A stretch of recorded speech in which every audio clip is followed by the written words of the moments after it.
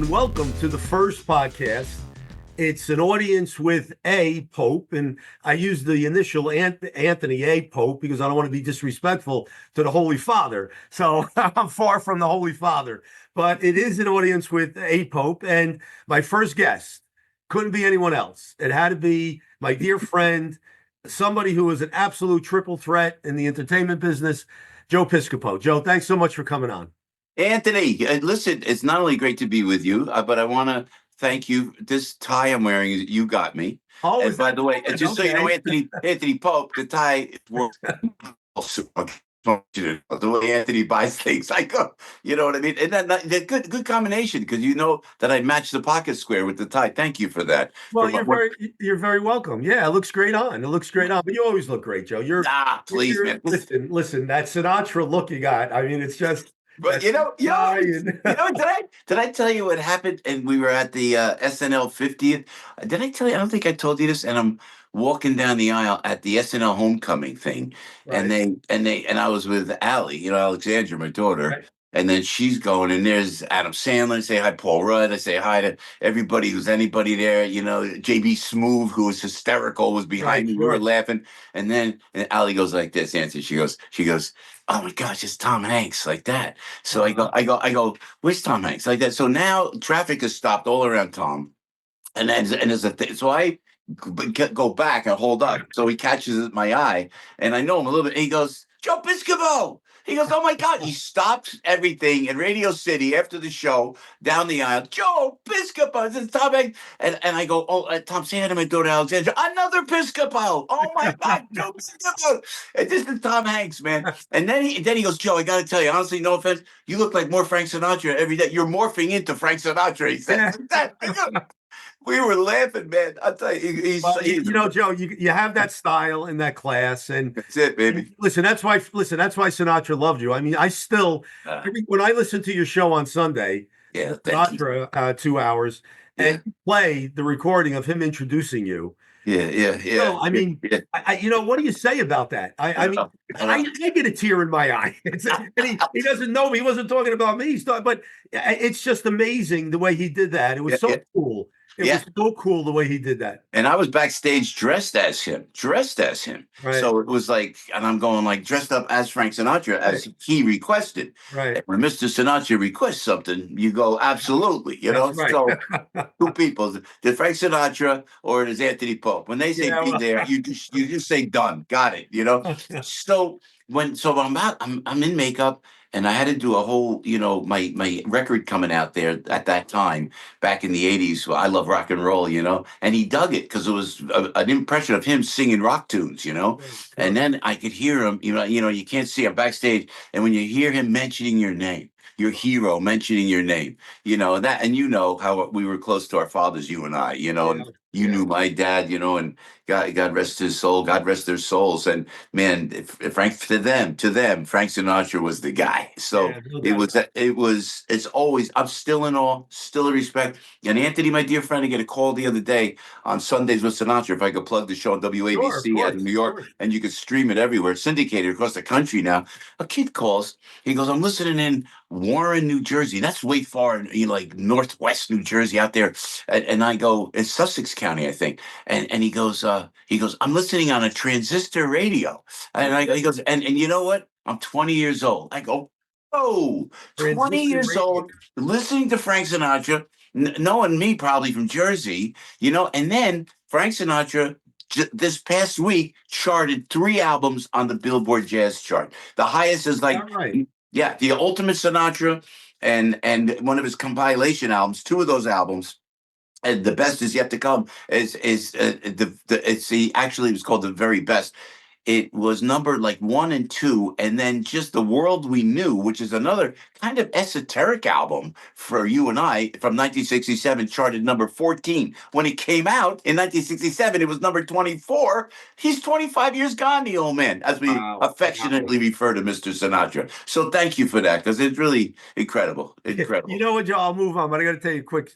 I remember the day he passed away, Yeah. and when I got a call from a friend of mine, John, he calls me, he goes, Frank Sinatra passed away, Oh, and I remember thinking, and I go, then I guess nobody's immune from it. If Frank Sinatra's got to leave, if he couldn't get out of here alive, nobody's getting out of here alive. I thought the same thing. Tell me, man to man, Mr. Macho Man, Anthony Pope, I love you. You're a guy's guy. I love that about you. You had a tear in your eye. I Yeah. mean, Oh, absolutely, boom, absolutely, boom. You know, absolutely. You can't not. But the reason we could talk about Frank Sinatra forever. This is my sense of it. This is my opinion. yeah, Because he did so much, he created so much, he yeah, left so much that's right. that no matter how often you talk about him, you can never be complete. Yeah, And, yeah, and that's why it's just always the reminisce about him, do yeah, what you do, which keeps him yeah. everybody's. But it's amazing, it's amazing. But hey, listen, hope Frank is watching, Mr. Sinatra is watching, and he likes this. But anyway, Joe, listen, all of your career is extraordinary. Oh, When I first met you, we weren't introduced. I was in a casino in ah, Atlantic City. yeah. We're filming with Wise Danny guys. DeVito. Yeah, wise guys.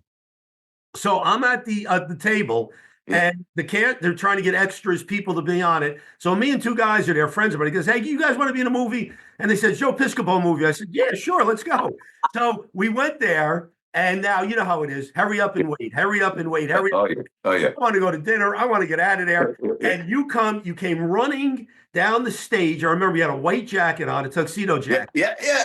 Yeah. and it was cut. And then you looked at me and Joe, you saw the expression on my face, and you said, "Don't worry, we got about six in the can. We'll be done soon." And like it was just like you realized that like I was bored to death at this point. I wanted to go home. And I said, "Hey, listen, at least Joe Piscopo spoke to me." I said, so That's it was great. worth it.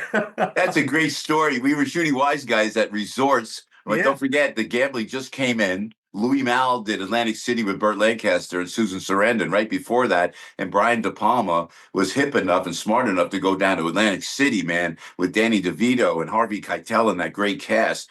And we went in and we shot it at resorts. And I remember the scene you're talking about where I think Danny gets we fake Danny getting shot at that time. Right, It's toward right, the end right. of the movie, but it was a lot. Did we do six already? We did six already. Yeah, because you said them. I remember it like it was yesterday. You Yeah. said, "Don't worry, we got six in the can." Oh, Soon." And I said, "Okay."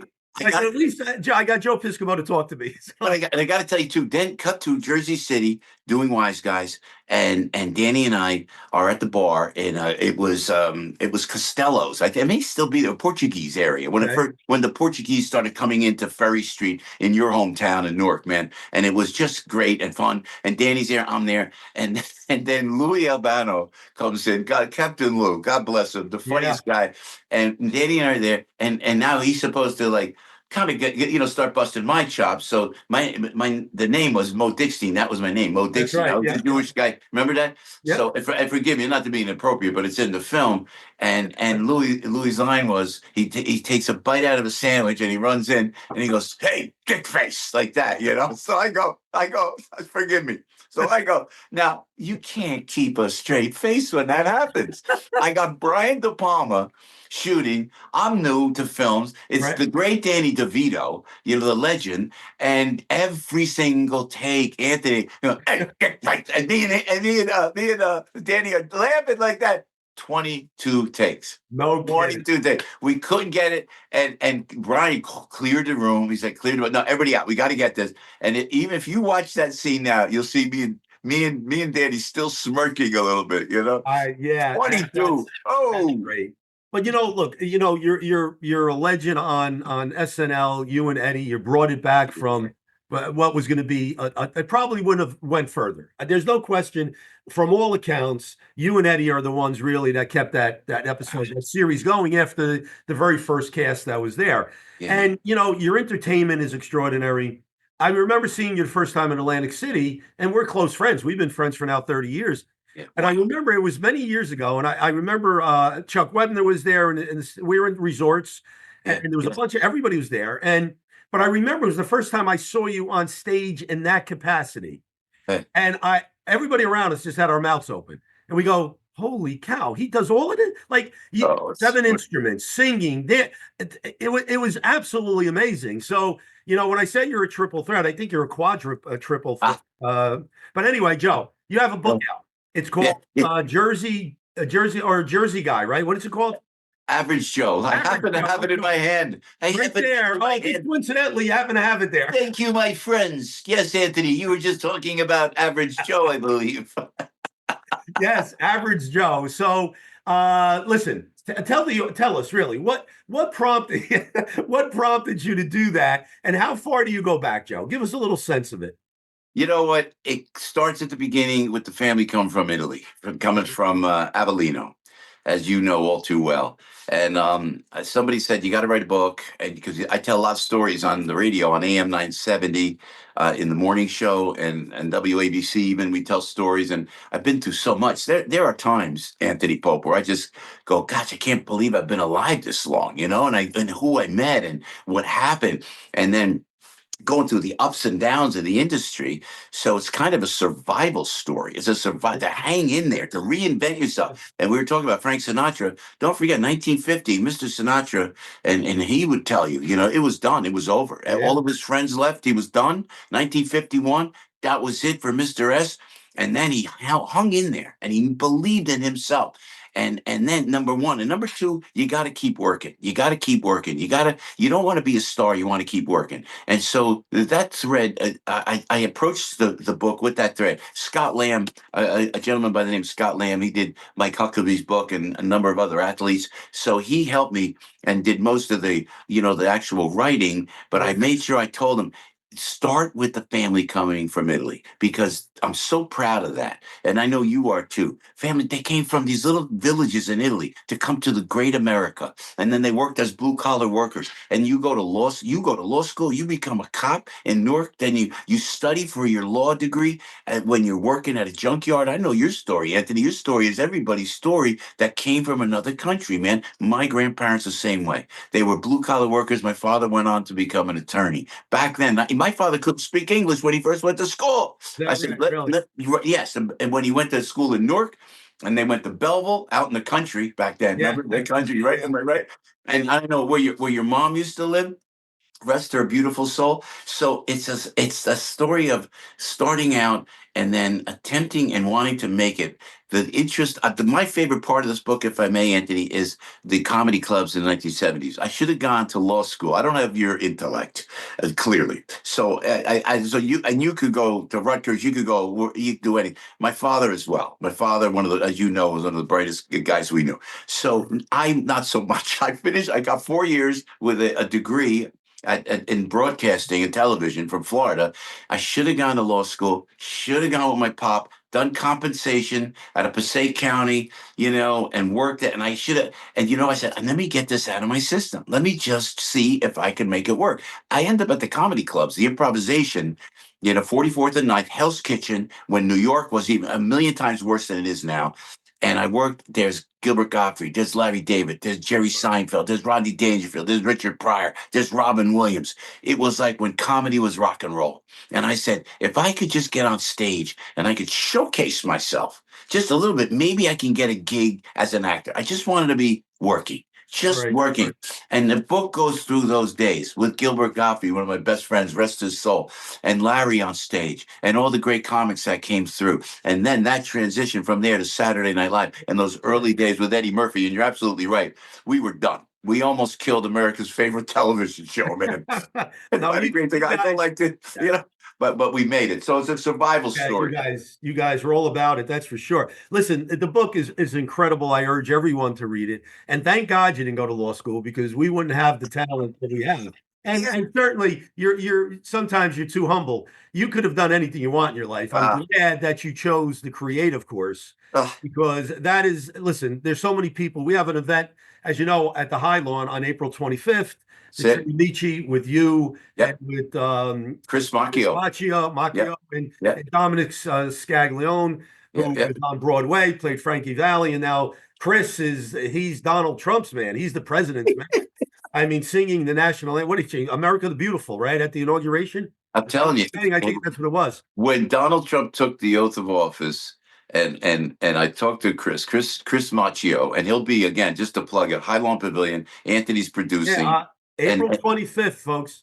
Yeah. Come on down because I'm bringing Michael. We just saw Michael before we went on the air, but Michael, my son, rips it up like Stevie Ray Vaughan, He's crazy. and we're going to He's bring crazy. Michael in. And Dominic is a great talent, played Yeah, Frankie Valli on yeah. Broadway, so we're locked and loaded on that. But I, Chris, I tell you what, I tell we you what, took, when that young man, Michael, your son, yeah, if you close your eyes when he's playing the guitar, you think Hendrix there. yeah, Somebody brought Hendrix back. That young man can play guitar. He yeah. is talented, man. Yeah, thank you. Talented, Thank you. man. Really. He's doing great online. Mikey P Yeah. Music. You can check out Mikey P Music, and he gets just one post. And you know what? The way it is now, Anthony, one post, and Michael gets more of eyeballs on that one post than me at 4.5 years doing comedy at the improvisation. Yeah. No, of course. There's no way I hit like Yeah. three, No. 400,000. It's a great thing, and we're going to Listen, be there April 25th, High Lawn Pavilion. that's it. And listen, the president admitted that he won the election the first time on TikTok. Yeah, he did He said say that. that. He How said about that. that? That How about that? I won the election on TikTok. So, Yeah, we're living in a different world for sure. And, talking about different worlds and transitions, you went from, the movies and TV, Law and Order, all the shows that you've been on over the yeah, years, and yeah, you went into the radio. And I can't believe it because when I was preparing for this, yeah, I didn't want to just call you with silly stuff. So I said, let me look for myself and see when you started. yeah. 2014. I can't believe it's been that long. Yeah, over 10 years, into our 11th year on the air, if you could believe it. It was like, and again, I studied, that's what I studied in college. I went for broadcast and television. So I Okay. studied, and I fell in love with radio down in Jacksonville, Florida. That's right. You mentioned that to me. Yes, yes. I couldn't even, I could have gone to maybe Essex County Community College. I Oh, could have got it. stop, No, no, stop, no, come on, stop, no, really. stop, stop. Which is, by the way, a great school. I don't even think I could have got in there. So I went to Jacksonville, and my pop got me to Jacksonville. He didn't want me to go to Vietnam, so we went, and then I studied radio, and I knew the beauty of radio and the intimacy with an audience on radio. Man, I worked FM, I worked rock music, I worked classical, I worked at what we used to call a soul station. Okay. Playing Joe Tex and James Brown, Jackie Wilson. I was in my glory.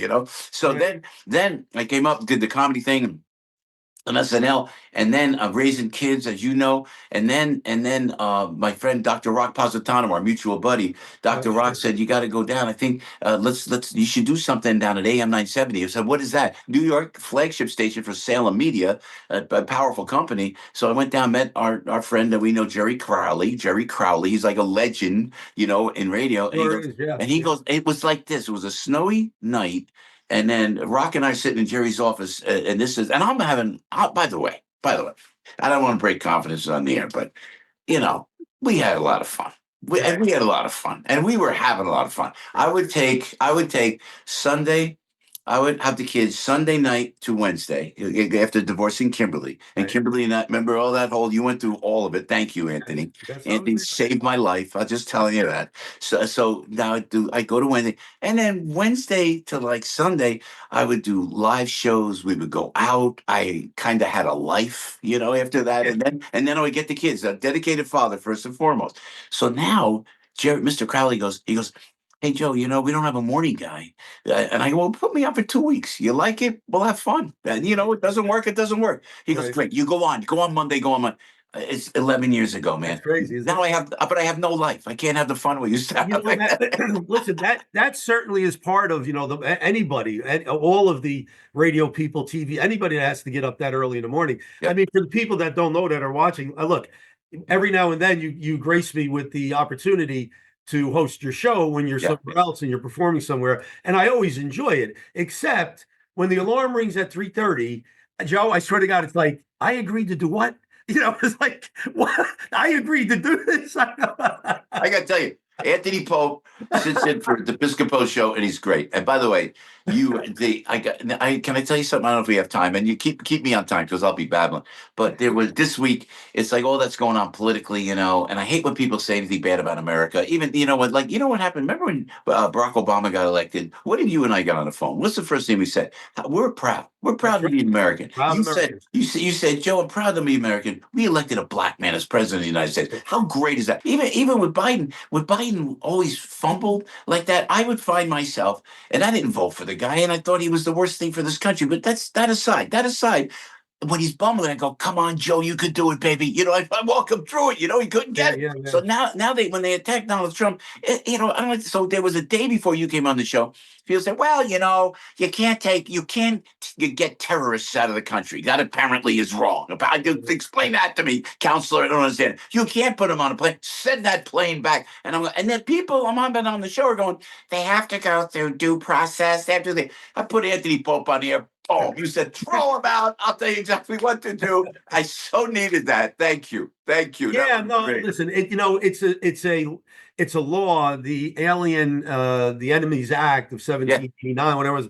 I mean, it had been used for the most part with in war times. But yet, if you look at it, it does talk about, predatory incursions by people. Yeah. So Yeah. it's Yeah. not just a matter of declaring a war. You Yeah. could have an undeclared war. And if when you have people that are coming in that are gang members, we're not talking about innocent That's right. immigrants that want to come to the country. We're not talking about people with families. That's right. Let's make that straight because the misconception and the misinformation that gets out there today. Yeah. People actually, you could talk to people that are going, "Oh my God, Homeland Security is breaking down the doors of family and they're Yeah. taking their kids." And you Yeah. say, "So where are you getting this information from?" The people No. that have been taken out of the country are people that are wanted for serious crimes, have been identified as gang members. Those are the people that they're trying to take out because how many more children should be raped? How Yeah. many Yeah. more homes should be taken over, apartments by terrorists? How much Right. more fentanyl should we allow in the country when Yeah. hundreds of thousands of people are dying each year? Yeah. So again, it's going to go to the Supreme Court. The Supreme Court will make decision, but it is what it is, Joe. But you're hosting here. It's funny because you obviously are a Trump supporter. You have voted for Mr. Trump, the president. I'm Yeah. sure 3 times. I, Yeah. I know that he respects you enormously. I've seen it. I've seen his reaction to you and how he treats Yeah. you as a dear friend. But there was a time, my friend, that you were a staunch Democrat when you were living in LA and you were in that Hollywood scene there. So why don't you share with us Yeah. just a little bit? What do you was there a moment in time or was it just the totality of things that Yeah. were happening? Share that with us if you would. Yeah, yeah, you're right. I was in Essex County. That's our home county, Right. Anthony Pope and I. And a lot of Democrats, people come from another country. They come in. They're blue collar workers. The Democrats stuck up for blue collar. We were John Kennedy. I was a JFK, Robert Kennedy, Martin Luther King Democrat. I was a Reagan Democrat, but understood, but still. And I was friends with all the Democrats. I would go campaign for Frank Lautenberg and Senator Bill Bradley, and I knew everybody and stayed as a Democrat, thinking blue collar workers, helping out at risk Yeah. community, helping out Sure. people of color, and being patriotic the way John F. Kennedy was. Then, and ironically enough, it was during the Obama administration. I got on the radio and I got into Salem, and I started seeing. And if I could just explain to the folks kind enough to be watching us now, Anthony Pope comes from Newark. My family comes from Newark, New Jersey. We have an allegiance to the great city of Newark. Anthony stays in Newark. Prudential stays in Newark. People are dedicated to Newark. Then when I saw back when I was on, even when Obama got in, I would see the carjackings. I would see the problems in Newark. And then, you and I both have had mentors, and you've been mentored to a lot of people where we tried to bring Newark back, but I never saw the Democrats going into the stressed areas where I was walking. I dedicated most of my life walking through Newark. I was just a soldier. The big philanthropic giants would say, "Joe, you got to go back to Newark. You got to help Newark." I'd go to the Boys and Girls Club. We've been there. How many charities have we done, Anthony Pope? And proud to be it. We want to bring back Newark. And really, we have. Not until recently, that's a whole nother story we'll get into. But then I would go to Camden. Camden was the most dangerous city in America. The most number one was Camden, New Jersey. I'm walking the streets. The shot callers, the drug lords would let me walk the streets because they knew I was there to help who? The nonprofits. I would help out the Unity community. We take them out. I brought the Today Show down to Camden. And when you and I started our foundation with Paul Goldenberg, our friend, the Positive Impact Foundation, it was to create positive media for at-risk kids. Where were the Democrats? Where were Yeah. they? And they weren't there. All the guys helping me were Republicans. I'm telling you. So now I said, at that point, I went, you know what? This is ridiculous. I said, he's been on. I always thought that Barack and Michelle should, man, they had it in the palm of their hand. I used to say it on the radio, not to get too political, but they should have been to Milwaukee and Memphis and St. Louis and Chicago and New York and Los Angeles and New Orleans. They should have gone to every inner city. Man, the place where they got nuts. You know the cops. You were a cop. You know what the cops could do. They could grid down those streets so they were safe for the Obama. They didn't care. They did nothing. And from then on, they didn't care. So I said, I left the party, or like I talked to her, some people today on the radio were talking. The party really kind of left me, and then I got to meet Ronald Reagan, and that was a real changing point for me. You shake Ronald Reagan's hand. He was just a warm, decent gentleman, a Yeah. warm, decent human with a great heart. And so I'm not a Republican. I'm not a Democrat. In New Jersey, we're not affiliated with any political party. I'm an independent, but to me, the conservatives make a lot more sense. And there was a change, and it was based on the inner cities. And now, between you and I, we talked about this. I've approached President Trump when he went to Wildwood, and he gave me the privilege to chat with him. And I talked to him about wind turbines on the initiative of Congressman Jeff Van Drew to get rid of no wind turbines down the Jersey Shore, man. We're fighting it tooth and nail. Jeff Van Drew kicked it in. I say to President Trump, Mr. President, we're in Wildwood. We don't want those wind turbines. He goes, done. They're gone.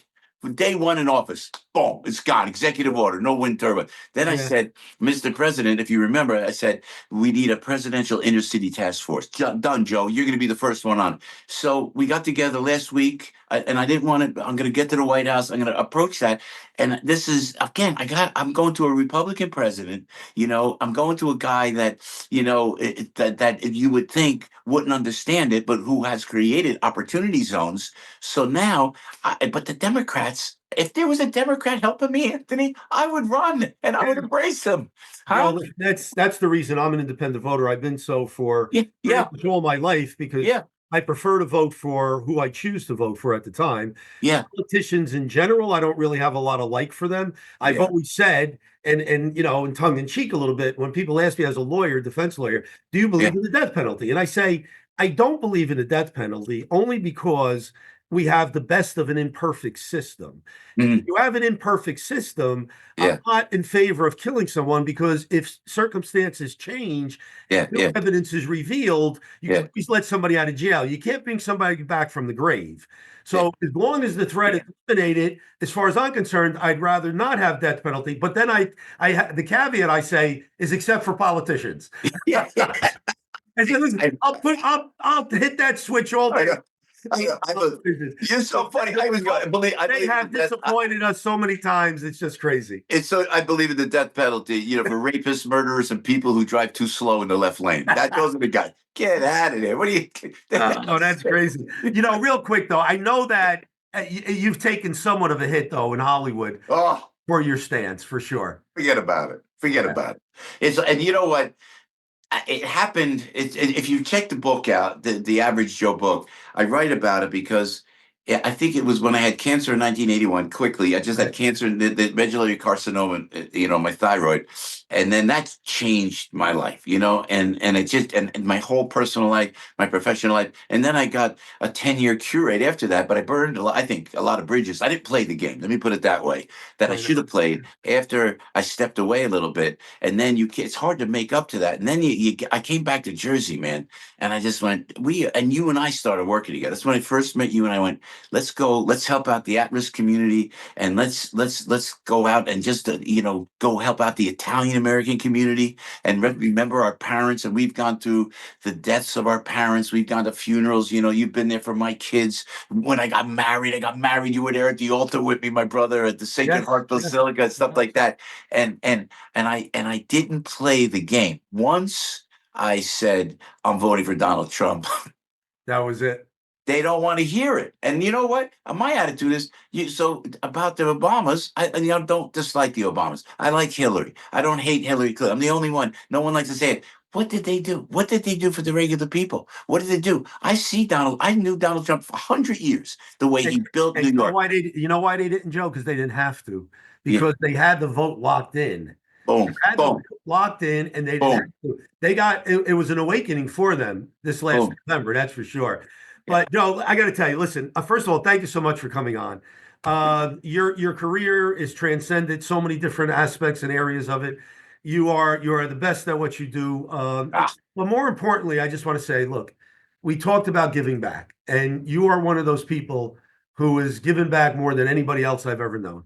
You yeah. are always there for people. You are Yeah. always there for the less fortunate, for the disenfranchised. You are there. You are a credit not only to our nationality as Italians, but to America. Ah. So, Joe, I want you to please keep up the good work. And listen, people, average Joe, I got to tell you, this is a book.